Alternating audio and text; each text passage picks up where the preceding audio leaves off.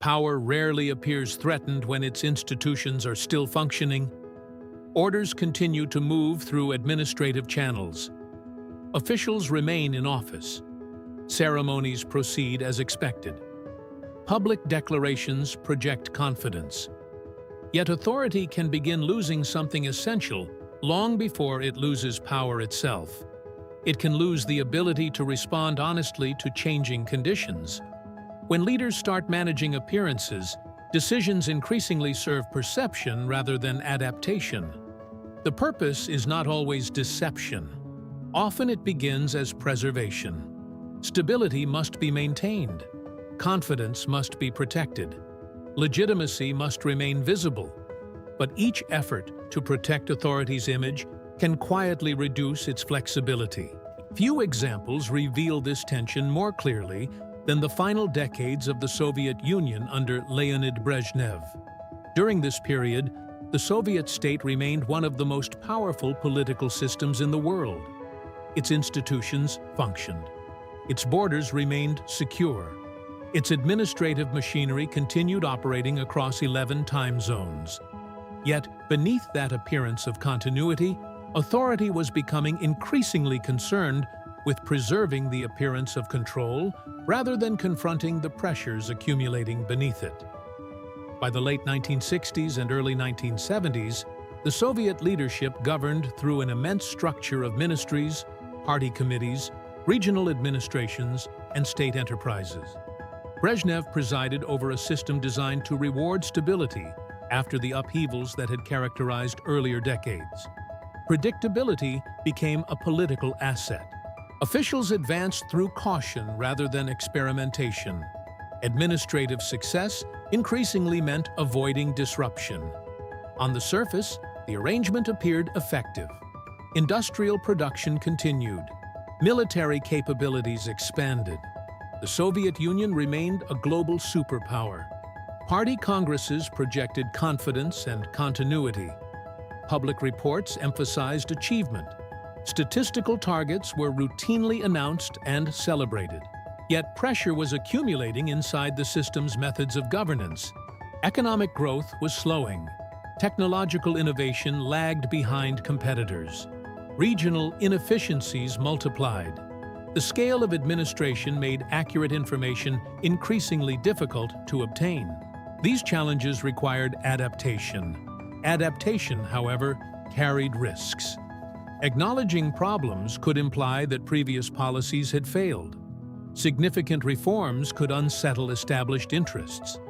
For leaders responsible for maintaining legitimacy, preserving confidence often seemed safer than exposing uncertainty. The result was not paralysis. The Soviet state remained highly active. Decisions continued to be made. Resources continued to move. Plans continued to be implemented. But increasing attention was devoted to managing how conditions appeared rather than how conditions were changing. Reports moving upward through the bureaucracy frequently reflected this pressure. Local officials understood which outcomes were politically acceptable. Factory managers understood which numbers superiors expected to see. Regional administrators understood the consequences of presenting disappointing results. Information was not necessarily fabricated outright.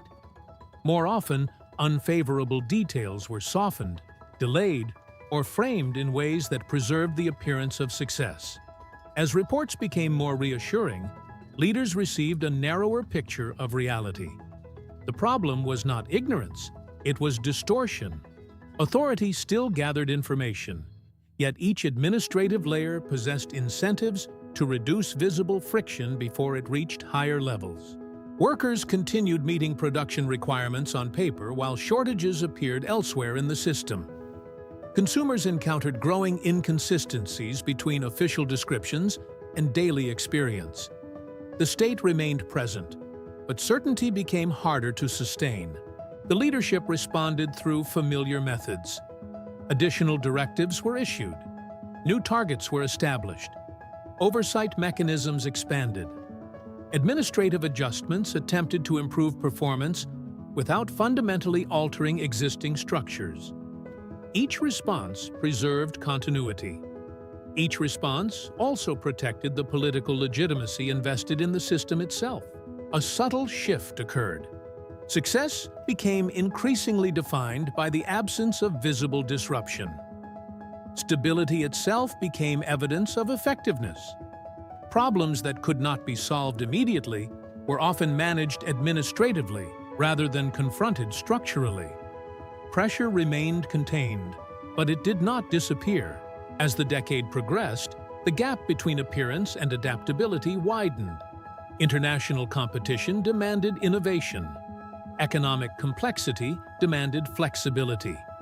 Yet flexibility often introduced uncertainty, and uncertainty carried political costs. Leaders therefore faced a narrowing range of acceptable responses. Reforms that might address underlying weaknesses also threatened established arrangements that supported authority. The result was a pattern of delayed adjustment. Challenges became visible. Studies identified concerns. Discussions occurred within governing institutions. Yet responses frequently remained limited by the need to preserve confidence in existing policies. Maintaining legitimacy became intertwined with maintaining continuity. Regional officials learned to operate within ambiguity. Enterprise managers adapted to contradictory incentives. Citizens adjusted expectations around shortages, delays, and administrative inconsistencies. Authority remained intact, but responses increasingly arrived after pressures had already intensified. At every level, the system continued functioning. That continuity itself became reassuring to many within the leadership. The absence of immediate crisis appeared to confirm that existing methods remained sufficient.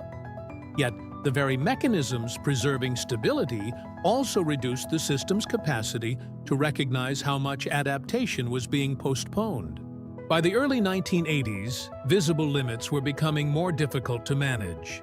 Economic stagnation could no longer be dismissed as temporary. Administrative inefficiencies became harder to conceal. International comparisons revealed widening gaps in performance and innovation. The leadership still possessed immense authority, but authority now operated within increasingly constrained choices. Correction remained possible. Reform discussions continued. Institutions still functioned. Obedience remained widespread.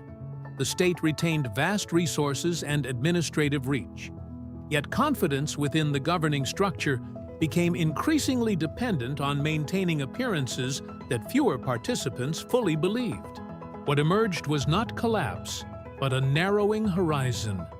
Each decision had to balance adaptation against legitimacy. Each acknowledgement of difficulty risked undermining confidence. Each delay preserved stability in the present, while reducing flexibility for the future. The Soviet leadership had not lost control. That was precisely the tension. Authority remained powerful enough to maintain order, yet increasingly constrained in how openly it could respond to the conditions developing around it.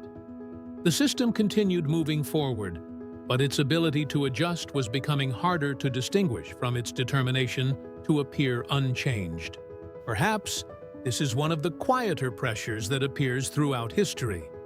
Authority often seems most secure when its institutions are functioning normally. Yet, the management of appearances can gradually become a substitute for adaptation. When that happens, stability may remain visible long after flexibility has begun to narrow. Authority often appears strongest just before its choices begin to narrow. For more explorations of power, systems, and human experience across time, subscribe to Timeless Questions. What signs distinguish genuine stability from the appearance of stability?